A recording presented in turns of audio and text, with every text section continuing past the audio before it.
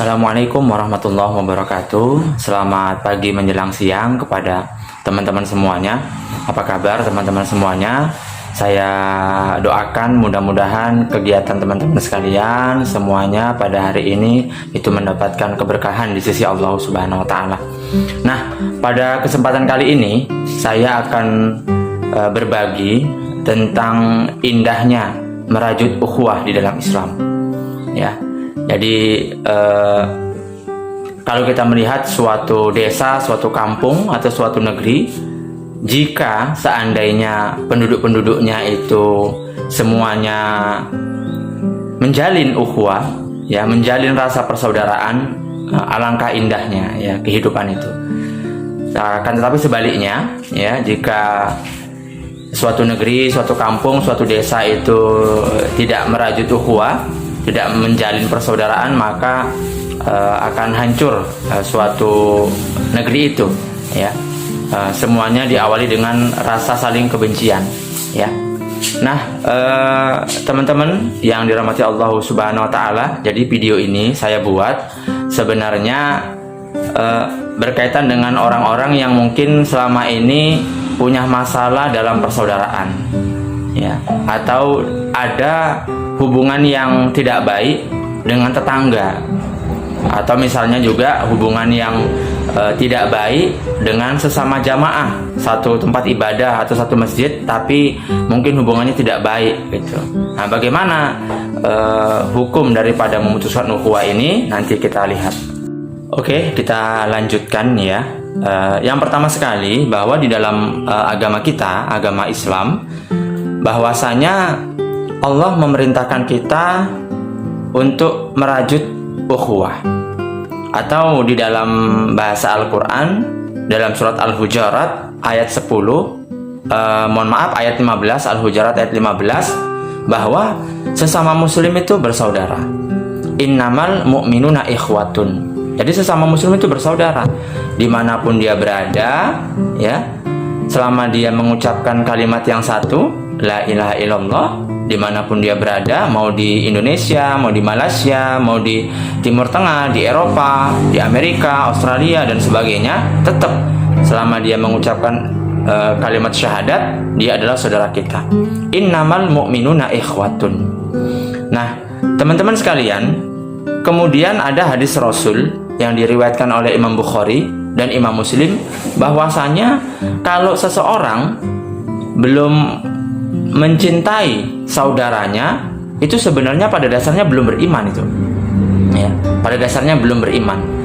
Jadi harus mencintai saudaranya sebagaimana dia mencintai dirinya, ya. Rasulullah SAW, ya, bersabda, la yu'minu ahadukum hatta yuhibba li akhihi ma yuhibbu li nafsi. Jadi pada dasarnya seseorang di antara kalian itu belum beriman, ya, sampai dia itu mencintai saudaranya, hatta yuhibba li akhihi ma yuhibbu li nafsi, sebagaimana dia itu mencintai dirinya sendiri. Jadi seseorang itu belum beriman, ya, sebelum dia mencintai saudaranya sebagaimana dia mencintai dirinya sendiri. Nah, jadi itu. Jadi sangat indah sekali, ya, persaudaraan seorang muslim itu, ya, digambarkan, ya, kita itu belum beriman sebenarnya kalau belum mencintai saudara kita. Nah, ini pentingnya kita merajut persaudaraan, yang menjalin ukhuwah, yaitu dia. Nah, jadi Rasul mengatakan demikian, ya. Itu menunjukkan betapa pentingnya ukhuwah itu. Terkadang kan kita gara-gara masalah sepele, gara-gara masalah cabang, masalah fikih, ya, atau dalam masalah fikih yang mungkin itu ada perbedaan di antara para imam, nah, kemudian kita saling bermusuhan. Padahal kita sama-sama saudara, ya, Tuhan kita satu, Allah kita satu, Nabi kita satu, ya, Al-Quran kita satu. Nah, jadi dalam masalah fikih itu merupakan hal yang wajar, ya, perbedaan itu. Hanya saja kita harus saling bertasamuh, bahasanya harus saling bertoleransi, ya, dalam masalah perbedaan itu. Yang paling penting lagi, jangan sampai perbedaan-perbedaan fikih itu akhirnya memecah belah kita. Nah, ini yang tidak diharapkan, karena memang Allah memerintahkan kita itu untuk menjalin persaudaraan, ya. Wa'tasimu bihablillahi jami'a wa la tafarraqu. Berpegang teguhlah kamu kepada tali agama Allah, janganlah kamu bercerai-berai. Jadi itu. Nah, jadi dilarang oleh Allah kita itu untuk bercerai-berai, ya, sesama saudara kita, ya, apalagi kita umat Islam, ya, satu umat itu saling berpecah belah, itu ini merupakan hal yang dilarang oleh Allah, bahkan diharamkan. Berikutnya lagi, bahwasanya nanti di hari kiamat, di dalam hadis Rasul juga disebutkan, ya, riwayat Imam An-Nasai, nanti di hari kiamat ada orang-orang yang wajahnya penuh dengan cahaya, pakaiannya bercahaya, dan tempatnya itu mulia, berada di mimbar-mimbar yang penuh dengan kenikmatan, ya. Kemudian para sahabat bertanya sama Rasul, "Ya Rasulullah, siapakah mereka? Gambarkanlah kepada kami." Kemudian Rasul SAW menyebutkan 3 golongan, ya. Yang pertama, Rasul mengatakan al-mutahabbuna fillah, ya. Orang-orang yang mendapatkan tempat istimewa tadi, yang wajahnya bercahaya di sisi Allah, itu adalah orang yang saling mencintai karena Allah. Al-mutahabbuna fillah, saling mencintai karena Allah, ya. Yang kedua, ya, Rasul mengatakan al-mutajalisuna fillah, ya. Itu orang-orang yang berkumpul karena Allah. Mereka berkumpul bukan karena bisnis, mereka berkumpul bukan hanya hubungan harta, tidak membicarakan masalah perusahaan, masalah bisnis dan sebagainya, tapi mereka berkumpul itu karena mereka niatnya lillahi ta'ala. Nah, jadi al-mutajalisuna fillah. Yang ketiga, orang-orang yang mendapatkan tempat istimewa lagi nanti, yang wajahnya penuh dengan cahaya di akhirat, itu adalah al-mutazawiruna fillah, orang-orang yang saling mengunjungi. Nah, ini dia, orang-orang yang saling mengunjungi karena Allah.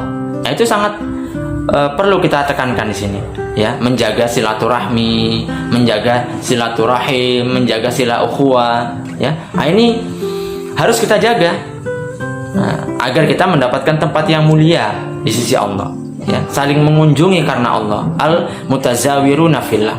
Jadi mereka itu bukan mengunjungi karena bisnis, bukan karena urusan duniawi, tapi karena memang mereka itu saling cinta, saling mengunjungi karena Allah, karena mereka umat yang satu, mereka saling mengunjungi, ya.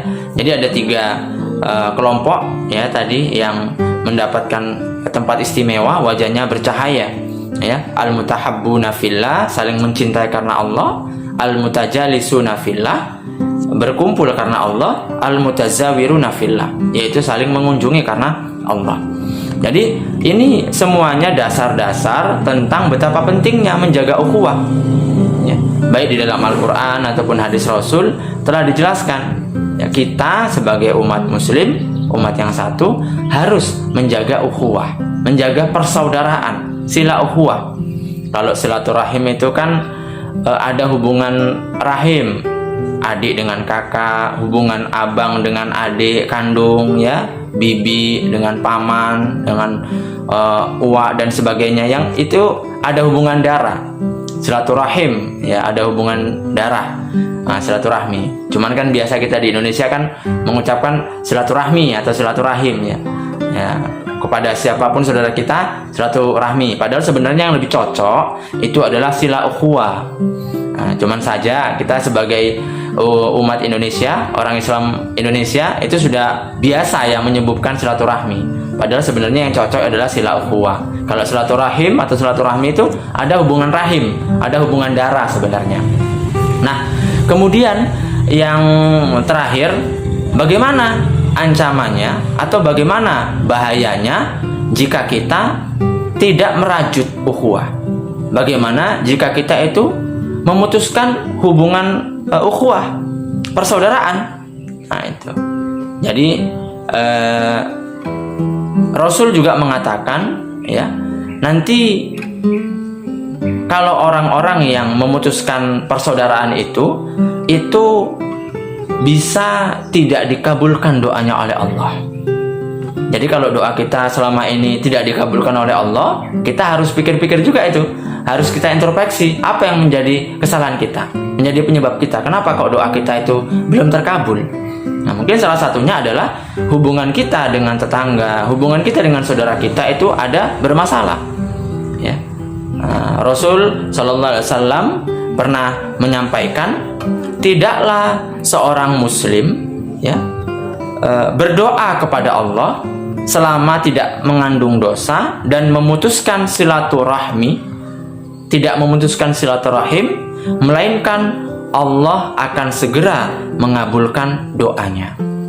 Nah, jadi orang yang dia menjaga silaturahmi berarti akan disegerakan doanya oleh Allah, akan segera dikabulkan oleh Allah.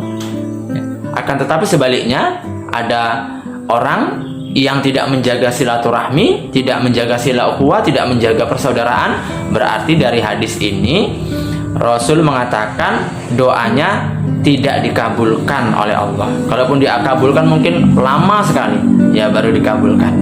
Nah, jadi itu teman-teman sekalian ya, terkait dengan indahnya menjalin persaudaraan, merajut ukhuwah ya, bahwa memang Allah dan Rasulnya itu memerintahkan. Ya, bahkan nanti di hari kiamat ada tempat tersendiri ya, bahkan wajahnya bercahaya bagi orang-orang yang saling mencintai, yang merajut ukhuwah, saling mengunjungi karena Allah ya. Dan kita harus hati-hati ya. Kesimpulan yang berikutnya, kalau kita memutuskan hubungan persaudaraan, nah ini perlu kita hati-hati ya. Sebenarnya masih banyak ya, salah satunya itu juga nanti dia mendapatkan laknat dari Allah ya. Kalau dia itu memutuskan silaturahim, memutuskan sila ukhuwah, dia juga mendapat laknat dari Allah. Yang kedua ini, tidak terkabulnya doa. Kalaupun terkabulkan itu sangat lama sekali. Nah, jadi inilah yang perlu kita perhatikan ya tentang ukhuwah ini. Mudah-mudahan kita bisa menjaga ukhuwah kita ya, walaupun dalam banyak hal dalam hal fikih kita banyak perbedaan. Mudah-mudahan perbedaan itu tidak menjadi sebab perpecahan. Mudah-mudahan perbedaan itu bisa menjadi penyatu kita ya, karena memang di dalam fikih, di dalam agama kita itu ada hal-hal yang memang dibolehkan untuk berbeda ya, sehingga kita bagaimana bertoleransi, saling menghargai pendapat saudara kita. Jangan sampai perbedaan itu memecah belah kita ya, nanti yang senang adalah setan ya. Nah, mungkin itu yang dapat disampaikan, mudah-mudahan bermanfaat. Lebih dan kurangnya saya mohon ampun kepada Allah, kepada teman-teman sekalian mohon maaf. Mudah-mudahan video ini bermanfaat untuk kita ya. Jangan lupa ya, kalau kamu merasa video ini bermanfaat ya, like ya, komen dan subscribe ya. Mungkin itu yang dapat saya sampaikan. Terima kasih. Salam sukses dunia akhirat. Salam sukses selalu. Billahi taufiq wal hidayah. Wassalamualaikum warahmatullahi wabarakatuh.